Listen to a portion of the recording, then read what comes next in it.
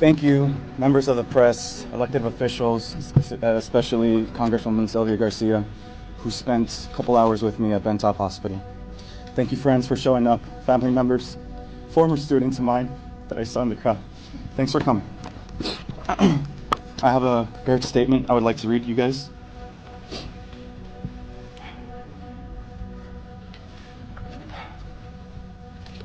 I am Ronaldo Salgado, the oldest son of Lorenzo Salgado Araujo. I want to tell you about my dad. He was a hard-working family man who never wanted his name to be known by anyone outside of his family. He wanted nothing else in life but to provide for his wife and see his sons become great people. He was also a man of routine.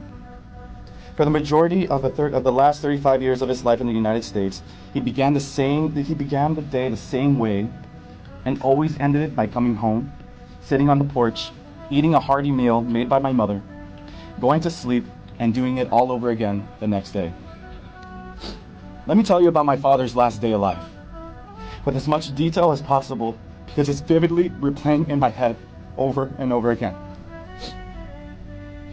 At 5 a.m., my mom and dad woke up before the rest of the world did. My dad brushed his teeth, he showered. My mom cooked him a huge meal for him to eat that day. At 5:50, my dad got dressed, grabbed his lunch and coffee, hugged and kissed my mom goodbye, slipped on his hat for the day, loaded his lunch, his work boots, his coffee in his work van. He patted our dog on his head goodbye and drove off to pick up his crew for work. At 6:45 a.m., he should have been picking up the last of his guys before heading to North Houston to finish up construction on some houses. 5 minutes later, unbeknownst to me at 6:55, unbeknownst to all of us, my dad had been shot inside his van near the intersection of Wayside Canal by ICE agents in unmarked cars. I want to tell you about my day. Around 7 a.m., I was notified by my mom that something bad had happened to my dad. We didn't know what. All we knew is that it was ICE related. At 7:05, 5 minutes after, I left the house, drove all the way up to his work site an hour away to find any evidence of his van. Had he been detained by ICE, he would have wanted the van to be delivered to the work site so that the other workers that were there could finish up the houses and the families could get paid. By 8 a.m., after not finding any evidence, I saw a Facebook post on the Southeast Houston Facebook page about ICE activity on the intersection of Wayside and Canal. It's a place where I've called home. The East End has been our home. I live not too far away from there, so I'm familiar with the area. I didn't think it was him, but I had to make sure. By 8:35 a.m., I arrived in the East End to find Canal Street blocked off. I saw my dad's van, but no sign of him.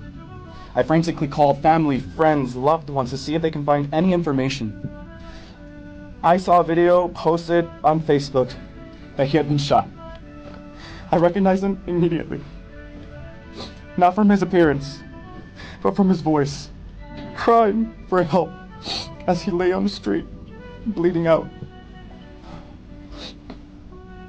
I stayed on site for hours, talking to officers or anyone who can give me any answers. I encountered a representative from LULAC, Conchita Reyes, who got in contact with Congresswoman Sylvia Garcia to confirm that my dad, Lorenzo Salgado Araujo, had been taken to Bentop Hospital, but his condition was unknown. With all the hope in the world, I drove to Bentop Hospital, the hospital that I was born in, my brother Lorenzo Jr. was born in, and my youngest was born in. I went to Bentop Hospital and demanded answers, but no one could give them to me. I learned of my father's passing from a news report on social media, not the hospital, not law enforcement.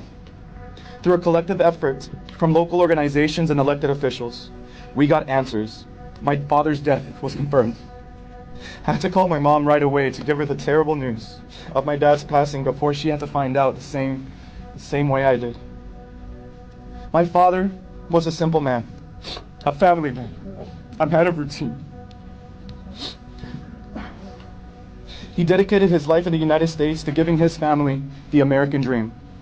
He raised my brothers and I on the idea of education taking us so far in life.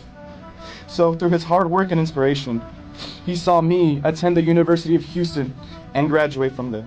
Saw Lorenzo Jr. attend and graduate Tufts University in Boston. And my youngest, who is out of state, who goes to college out of state, who still relied on my father for financial assistance for his tuition. All of us are, all three brothers, all three of his sons, American citizens, his pride and joy, highly educated. After nearly 35 years of working to give us the American dream, he made the choice to begin the process of attaining his American dream through a work permit. We dotted every I, crossed every T, filled every document, attended every appointment. He was close to obtaining his legal status. My father was a private man, a man who dedicated his life to work. He worked the last 30 years of his life building homes in the Houston suburbs. Part of his dream was to build a house for himself and his family, just like the hundreds he had built for himself over his career. One that he could call home. One that he can call ours, our home. And he did. After he built his own house with his crew, composed of family members and other loved ones, he achieved it. After it was built and up until last weekend, you can find him every evening after work, resting on his porch, listening to music, petting his dog. That's how I want the world to know my father. Not as someone who got shot and killed, but as a family man, a man who understood that good things come to those who put in hard work. I am deeply heartbroken to see that the man who taught me the value of hard work, family values, and education will no longer spend an evening on that porch. I am calling for a full investigation into the events that transpired yesterday, July 7th. He did not deserve to die. He did not deserve to be reduced to a headline of Mexican man shot and killed by ICE. He deserved to live a quiet life as Lorenzo Salgado Araujo, a husband, a father, and a job creator for dozens of men who also wanted the American dream. Sweet. I would be doing his memory a disservice if I didn't recognize the other three men who were with him, one of which was my uncle. All three men were rounded up. I have not heard from them, but I hope that they are able to provide their own statements to prove that my father, feared for his life as unmarked cars followed my dad, who only wanted to get back to work and back to us.